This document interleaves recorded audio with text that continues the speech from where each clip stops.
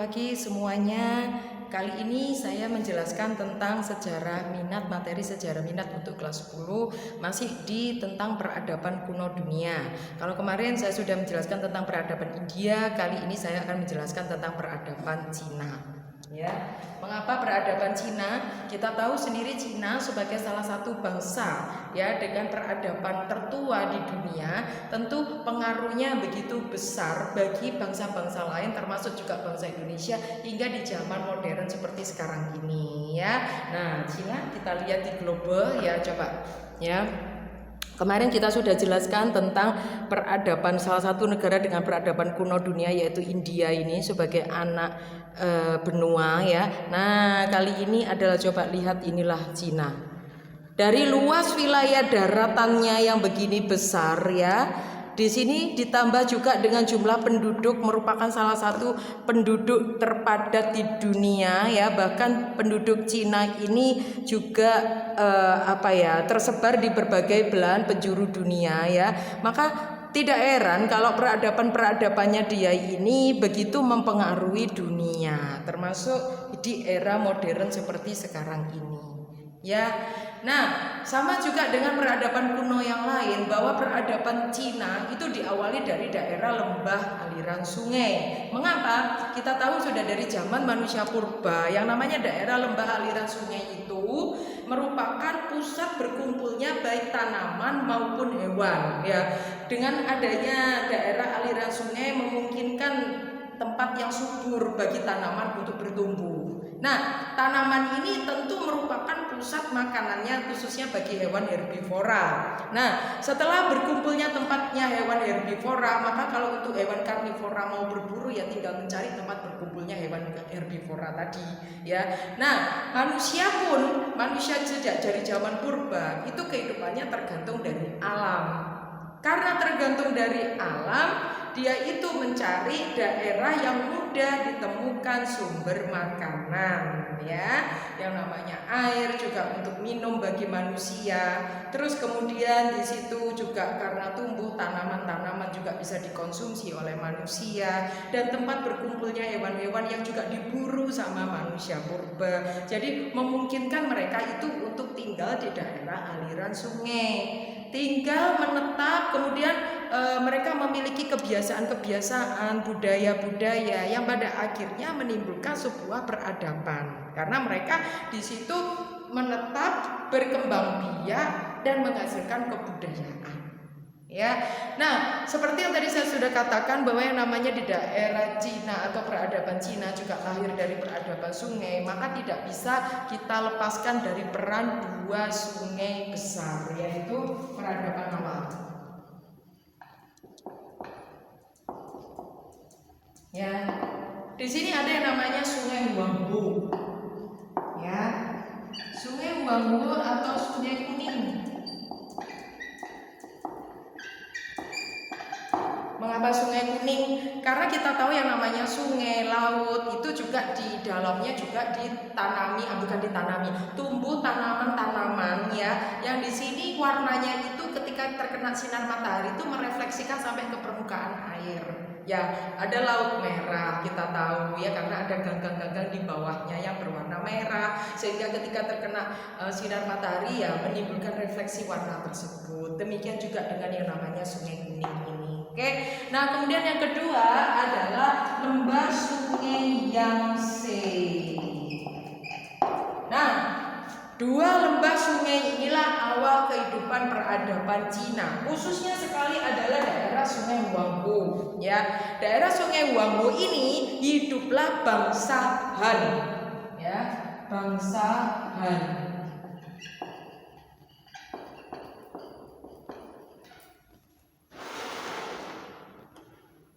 Bangsa Han ini ya merupakan secara ras, mereka merupakan perpaduan antara ras Mongoloid, manusia dari ras Mongoloid dan juga ras Kaukasoid ya. Nah, inilah yang istilahnya ya dikatakan sebagai asal muasalnya manusia atau nenek moyangnya bangsa Cina atau manusia yang mengawali peradaban Cina gitu ya.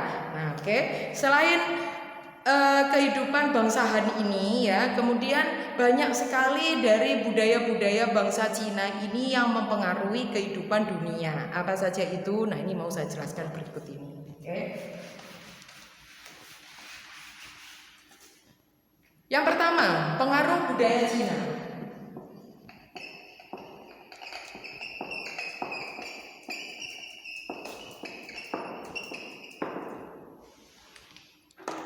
Budaya Cina yang pertama itu adalah berpengaruh di bidang ITEK, ilmu pengetahuan dan teknologi ya. Apa saja ilmu pengetahuan dan teknologi yang diwariskan oleh bangsa Cina kepada dunia? Salah satunya yang kita tahu adalah tentang yang di sini adalah pembuatan porselen ya. Porselen atau keramik. Ya, sejak manusia dari zaman batu, kemudian zaman perunggu ya, hasil kebudayaannya salah satunya itu adalah gerabah. Ya, nah gerabah ini khususnya ketika itu berkembang di daerah Cina ya, ditemukannya bagaimana pembuatan keramik atau porselen. Sampai dengan sekarang Cina itu kita akui atau diakui oleh dunia sebagai salah satu negara penghasil porselen yang terindah di dunia. Ya, ini merupakan salah satu warisan ilmu pengetahuan juga buat dunia.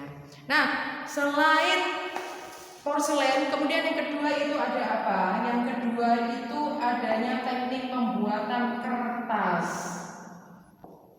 Nah, industri kertas itu sudah dimulai dari peradaban kuno dunia. Dari peradaban kuno Cina. Ya, pembuatan kertas ini dari peradaban awal Cina adalah dibuat dari serat kayu. Ya, serat kayu.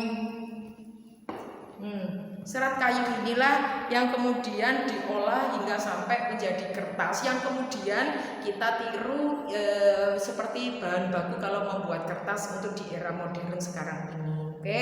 Nah, kemudian yang ketiga adalah tentang industri kain sutra.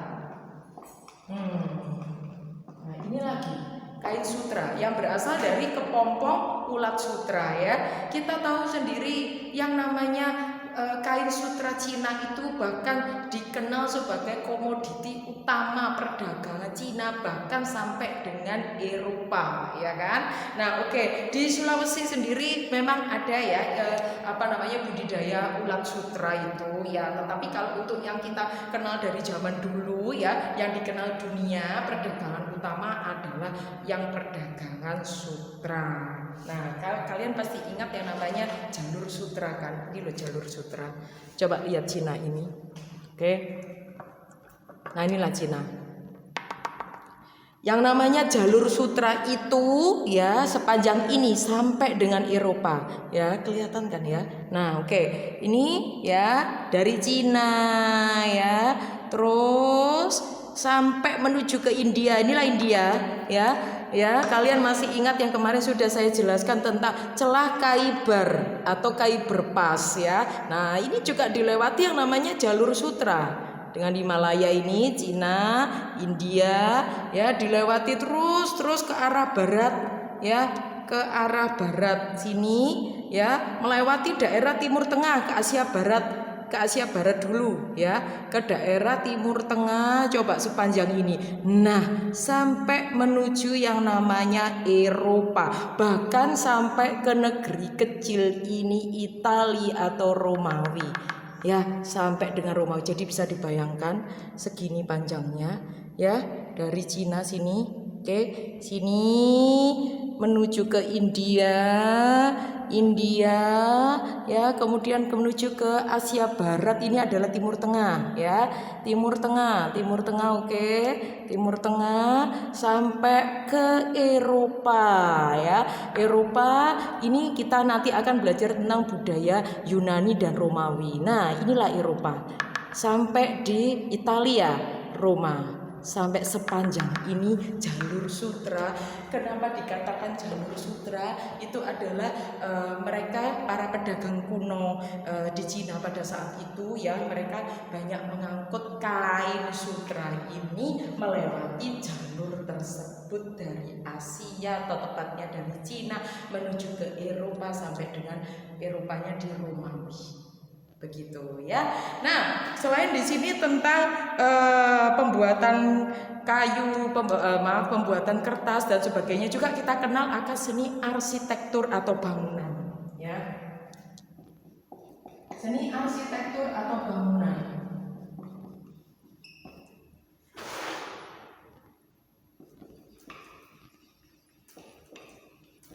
Apa yang menarik dari seni arsitektur atau bangunan ya dibanding dengan arsitektur bangsa-bangsa yang lain, bangsa-bangsa kuno yang lain. Nah, arsitektur atau bangunan di Cina ini sudah menggunakan batu bata. Oke, sudah menggunakan batu bata. Tidak heran Cina banyak sekali menghasilkan seni-seni atau bangunan-bangunan arsitektur yang di sini terkenal kokoh kuat karena sudah dibangun dengan batu bata. Ini salah satu warisan, bukan salah satu, beberapa ya yang terkenal dari warisan kebudayaan Cina dalam hal ilmu, pengetahuan dan teknologi. Oke, yang lainnya apa? Maka kita lihat penjelasan yang berikut ya. Kemudian bisa hapus.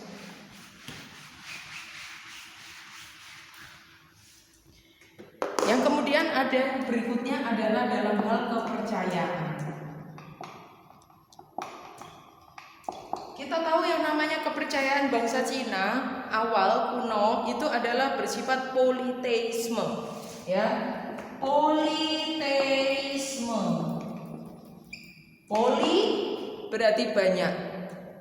Teisme berasal dari kata tao, dewa. Ya, nah jadi mereka itu memuja banyak dewa ya, banyak dewa di sini, banyak sekali yang dipuja sama bangsa Cina kuno. Ya kebanyakan yang ada hubungannya dengan alam ya, seperti dewa angin ya dan sebagainya, dewa langit dan masih banyak sekali. Bahkan yang namanya Cina di sini sama juga seperti kayak kebudayaan atau kepercayaan awal manusia purba, itu mereka juga sangat mempercayai akan roh-roh nenek moyang. Selain roh-roh nenek moyang juga terhadap benda-benda langit yang dianggap memiliki kekuatan seperti sinar matahari, bulan, bintang dan banyak sebagainya ya. Nah, kebudayaan politeisme ini mempengaruhi khususnya kepada kebudayaan kuno bagi bangsa-bangsa lain di dunia waktu itu. Oke.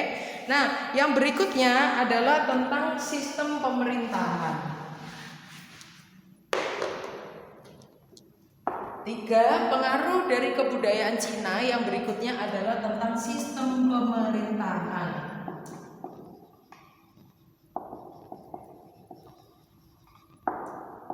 Sistem pemerintahan, kita tahu yang namanya Cina adalah negara awalnya adalah negara kekaisaran atau negara kerajaan. Ya, kalau yang namanya kekaisaran berarti kita mengenal akan beberapa dinasti kaisar-kaisar. Oke. Nah, ini yang akan saya jelaskan. Yang pertama, A adalah dinasti Shang.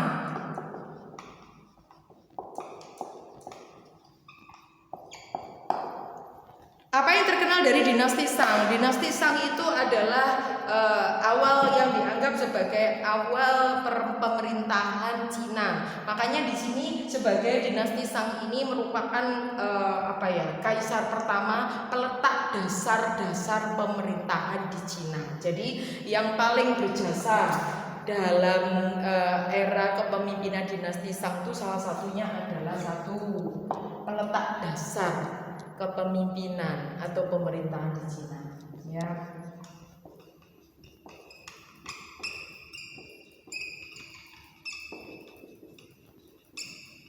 Oke. Kemudian yang kedua yaitu tentang apa? Di sini yang paling penting adalah menghidupkan kehidupan agraris. Ya. kehidupan agraris di sini ya bertumbuh begitu berkembang pesat ya, industri juga industri pertanian yang bertumbuh pesat ketika zamannya dinasti Shang ya.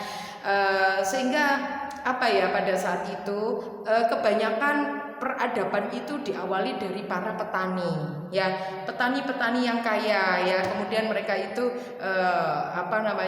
dipercaya sebagai, katakanlah sebagai pemimpin di daerahnya ya. Kemudian mereka itu menimbulkan pusat-pusat pemerintahan yang bersifat aristokrat. Aristokrat itu kepemimpinan yang berupa, sebenarnya artinya itu kepemimpinan karena kerajaan. Ya, kebanyakan yang menjadi pemimpin-pemimpin ini adalah dari orang-orang kaya pada saat itu. Nah, pusat pemerintahan aristokrat itu yang dipegang oleh bangsawan, yaitu selain raja juga menghasilkan raja-raja daerah atau raja-raja vasal atau raja-raja bawahan. Ya, jadi gini peletak dasar pemerintahan pada saat itu ya, selain dipimpin oleh kaisar pusat, kemudian di sini ada yang namanya raja-raja bawahan atau raja-raja vasal.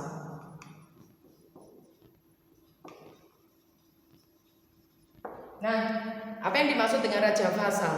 Nah, raja yang di sini memimpin daerah. Jadi sama dengan kalau kayak kita itu gubernur zaman sekarang ini ya. Jadi pemimpin daerah. Jadi sudah dari peradaban kuno Cina itu sudah membagi pemerintahnya itu tidak hanya dipusatkan di pusat, tetapi juga membagi ke wilayah pemerintahan lebih kecil yaitu di daerah-daerah. Daerah-daerah itu kemudian dipimpin oleh seorang pemimpin. Pemimpinnya itu yang dikatakan raja vasal atau raja bawahan. Bawahan dari siapa? Dari kaisar Cina. Begitu ya. Jadi awal sistem pemerintahan dunia itu sudah dikenal ketika era Cina kuno pada saat itu ya. Kemudian ya, selain kehidupan agraris di sini yang namanya raja-raja vasal atau bawahan, raja-raja bawahan itu juga memiliki banyak budak-budak. Budak ini yang dipekerjakan baik untuk membantu industri pertanian juga industri-industri ya. Nah, jadi di situ tuh sudah ada sistem pembagian sosial masyarakat, kelas sosial masyarakat. Mana itu yang bangsawan, pemimpin ya, pemerintahan, mana itu yang kaum pekerja atau buruh ya, begitu. Nah, kemudian yang berikutnya adalah dari dinasti Zhou ya. Berikut ini.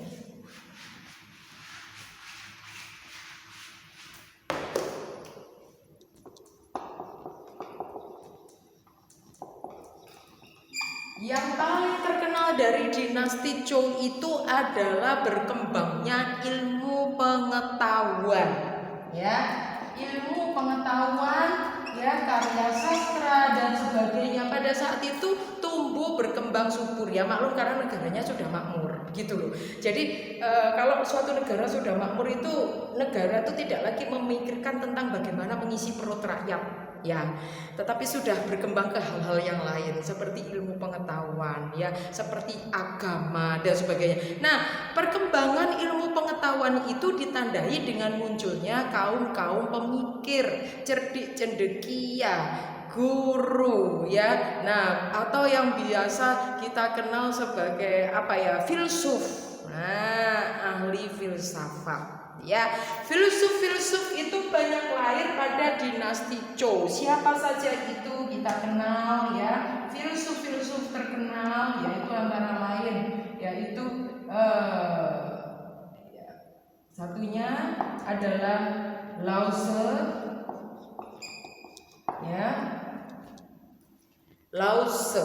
Makanya kenapa kok kalau guru di dalam khususnya sekolah-sekolah yang ada di sini memakai sistem bahasa Mandarin, biasanya memanggil guru Lao Tse ya, mungkin penghormatan kepada salah satu filsuf, salah satu ilmuwan tertua di Cina yaitu Lao Tse ini. Lao Tse ini membawa ajaran Taoisme ya. Taoisme.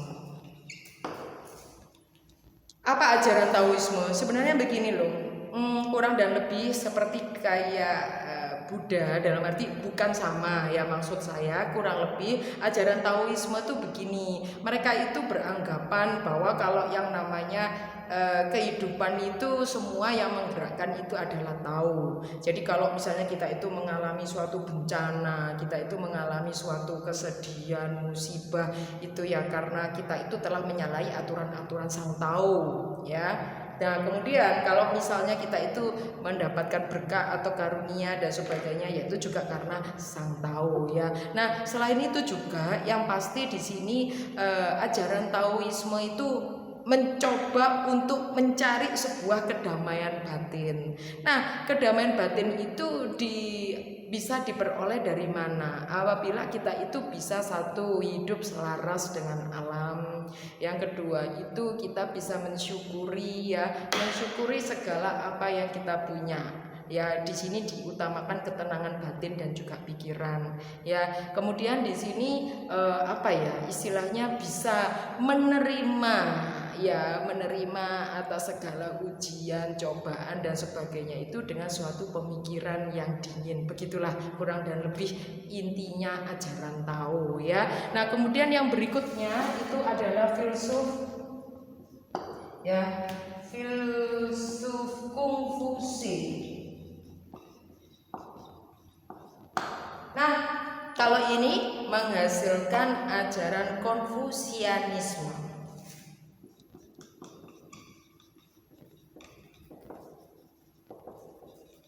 Sebenarnya kurang dan lebih sama kayak Tao, cuma sudah mengalami perkembangan begitu ya. Yang kemudian yang berikutnya adalah Mengse. Nah, apa yang beda dari filsuf Mengse ini begini. Kalau pada saat itu kaum filsuf ini hanya mengajarkan ilmu pengetahuan, agama dan sebagainya itu adalah untuk kaum bangsawan. Jadi kaum bangsawan itu layaknya seolah-olah pintar ya, karena dia itu selalu memperoleh ajaran dari sang guru. Nah, tetapi Mengse itu berpendapat begini, justru yang namanya suatu negara yang penting itu adalah unsur rakyatnya. Jadi di Mengse ini adalah seorang filsuf yang di sini mengutamakan pengajaran agama untuk rakyat. Lah apa yang diajarkan ya sama nilai-nilai Taoisme, Konfusianisme. Cuma bedanya dia itu lebih menekankan diajarkan pada rakyat supaya rakyat itu bisa mengerti bagaimana tentang ilmu pengetahuan ya. Terus kemudian bagaimana mendekatkan diri kepada Sang Pencipta dan sebagainya. Karena kita tidak bisa hanya mengandalkan seorang raja. Mengapa? Ya kalau raja itu memiliki karakter yang baik, kalau misalnya rajanya di sini karakternya tidak baik ya, maka rakyatlah yang bisa menggulingkan kekuasaan raja yang dianggap tidak layak untuk memimpin. Begitu menurut pemikiran Mengse. Jadi bagi Mengse yang namanya rakyatlah itu yang paling penting bagi kehidupan suatu negara. Oke, nah kita lanjutkan dinasti yang berikutnya.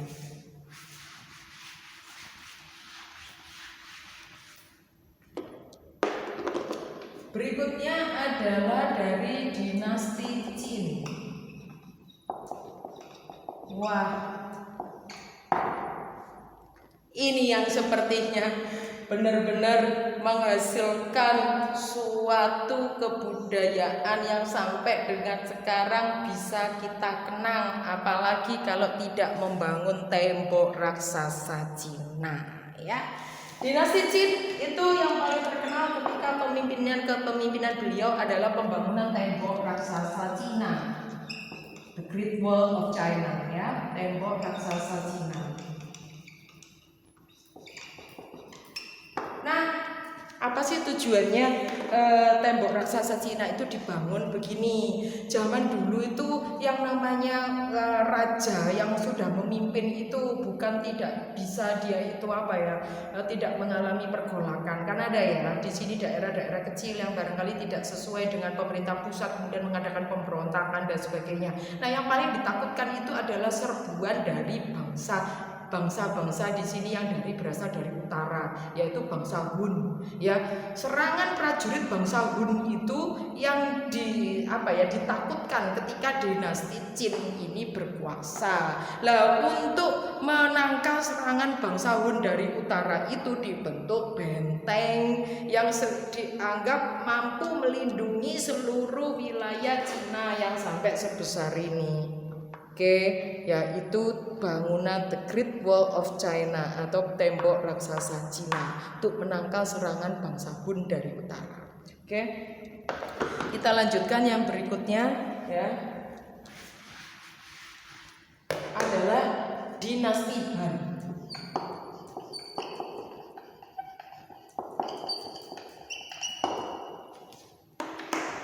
Apa yang paling penting dari dinasti Han? Dinasti Han itu yang paling penting adalah ditemukannya jalur sutra, ya, jalur perdagangan sutra. Jadi begini, ketika dinasti Han yang paling penting itu bahwa Cina itu mengalami puncak kejayaan dalam hal perdagangan. Perdagangan itu kemudian yaitu ditandai dengan khususnya mereka itu bisa sampai berdagang sampai ke Eropa, itu khususnya membawa komoditas kain sutra ya, yang kemudian jalannya yang dia lewati itu yang disebut atau dikenal sebagai jalan sutra seperti ini. Coba lihat ya, nih ini Cina, Cina, nah akan ke arah barat ya, ketemu India di sini. Inilah jalur sutranya, India sampai dengan ke arah barat lagi, yaitu ke timur tengah, sampai dengan ke Eropa. Nah, daerah semenanjung kecil ini loh, ya.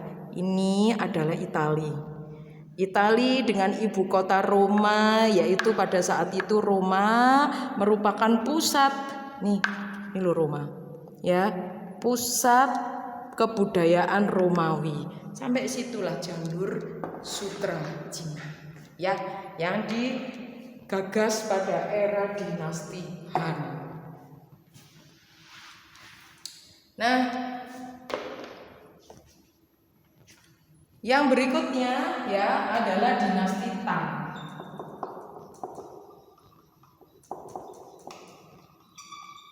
Dinasti Tang ini intinya Cina bisa dikatakan mengalami terakhir masa kejayaan. Ya, baik dari kejayaan dalam hal pemerintahan, perdagangan dan sebagainya.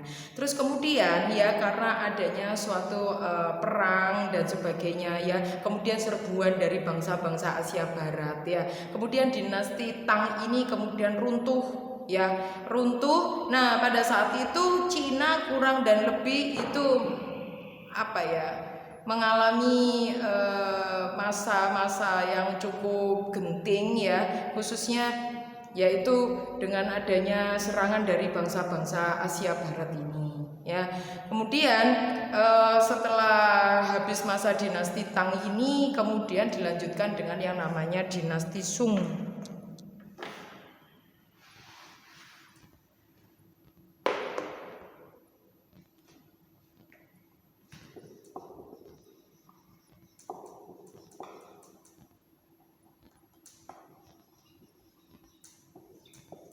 Dinasti Sung ini ya, di sini yang paling terkenal adalah ini dikatakan sebagai dinasti yang terakhir.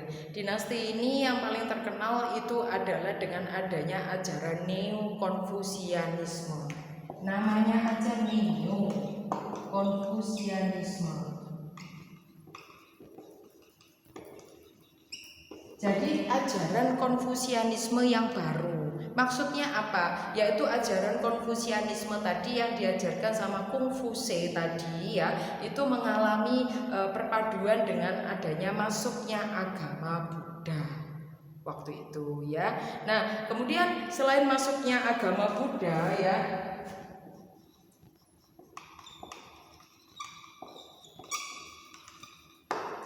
Cina juga waktu itu mengalami perkembangan banyak sekali ajaran-ajaran agama ya. Bahkan sejak dari zaman ya dinasti Tang tadi ya, itu masuknya ada ajaran agama Islam ya, dan agama Kristen atau Nasrani. Ya. Ajaran Kristen atau ajaran Islam ini diperoleh setelah masuknya bangsa-bangsa Asia Barat tadi, ya, sejak zamannya dinasti Tang. Sejak zamannya dinasti tadi loh, Tang. Ya, tadi kan saya sudah bilang dinasti Tang itu banyak sekali serbuan bangsa-bangsa Asia Barat, ya. Di situ semula mereka itu datang untuk berdagang, ya. Di sini kemudian ya setelah perkembangan berikutnya, sayang sekali setelah dinasti Tang itu sempat mengalami keruntuhan, ya, dinasti di Cina, sampai kemudian munculnya dinasti yang lebih kuat lagi, yaitu dinasti Song ini. Ya, selain itu masih juga adanya selain dinasti-dinasti tadi itu adalah adanya pemerintahan dinasti 6 dinasti, ya. Pemerintahan 6 dinasti kecil-kecil ini, ya.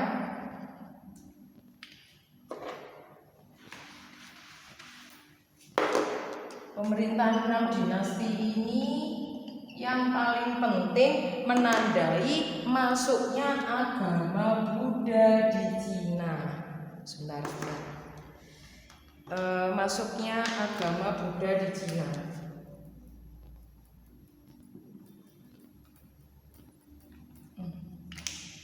Agama Buddha di Cina.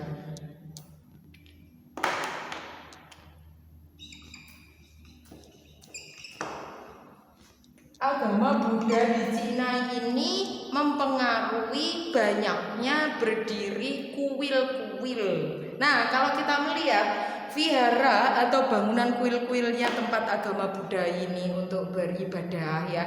Kalau untuk di negara Cina memiliki bentuk khusus unik, ya, karena kuil atau viharanya itu sudah dimodif sesuai dengan arsitektur budaya Cina. Itu yang paling terkenal ketika era pemerintahan 6 dinasti ini, yaitu dengan adanya serbuan masuknya agama Buddha menandai banyak sekali kuil-kuil pagoda-pagoda, ya, di Cina yang di sini memiliki ciri khas, ya. Padahal kita tahu yang namanya Buddha berasal dari India, ya, tetapi memiliki ciri khas arsitektur budaya Cina. Nah, itulah sudah selesai masa pemerintahan yang mempengaruhi di era modern sekarang ini dari peradaban Cina. Kita tahu sampai dengan sekarang di era modern ini masih ada yang namanya sistem satu pemerintahan kerajaan atau kaisar. Kemudian yang kedua yang namanya tadi pemerintahan raja vasal atau raja bawahan, itu diadaptasi dalam pemerintah daerah seperti di era modern seperti sekarang itu. Ya, itulah pengaruhnya dari peradaban Cina dalam hal pemerintah.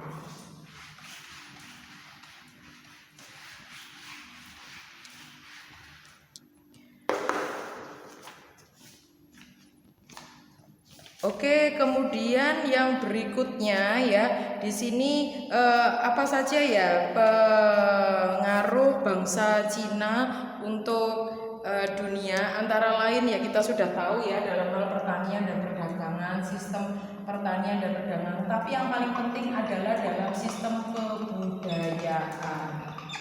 Ya, oke lah, ini saya tulis di sini, ya, pertanian dan perdagangan tadi ditandai dengan adanya jalur sutra tadi, sebentar, ya, pertanian dan perdagangan, ya, itu banyak sekali pedagang-pedagang Cina, ya, itu yang sudah bahkan sampai berdagang dengan bangsa-bangsa lain yang tadi yang saya tadi sebutkan jalur sutra tadi, ya. Kebudayaan mengajarkan budaya baru, tapi juga menerima ajaran-ajaran budaya dari bangsa-bangsa lain. Nah, kalian kalau mungkin misalnya sudah pernah tahu Fahim. Ini spidolnya, ya, sebentar.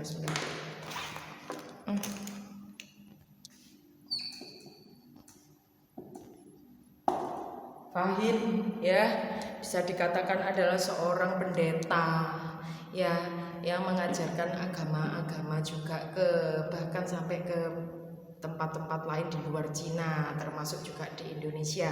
Tetapi juga di sini menerima ajaran-ajaran juga pengaruh dari bangsa-bangsa lain ya. Mungkin Anda ingat cerita tentang berita Fahin ya, yang menjelaskan bahwa di daerah Nusantara sudah ada yang namanya kerajaan Talomo. Talomo itu kalau diterjemahkan adalah kerajaan Tarumanegara di daerah Jawa Barat ya.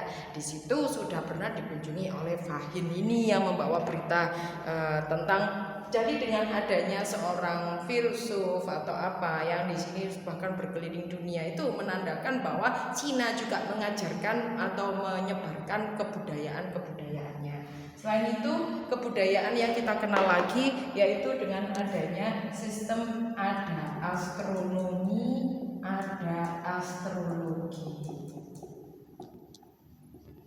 Nah, di dalam sistem astronomi bangsa Cina ya, kalau astronomi dengan astrologi itu apa bedanya? Astronomi itu mempelajari gugus bintang, posisi bintang dibandingkan letaknya dengan bintang yang lain ya.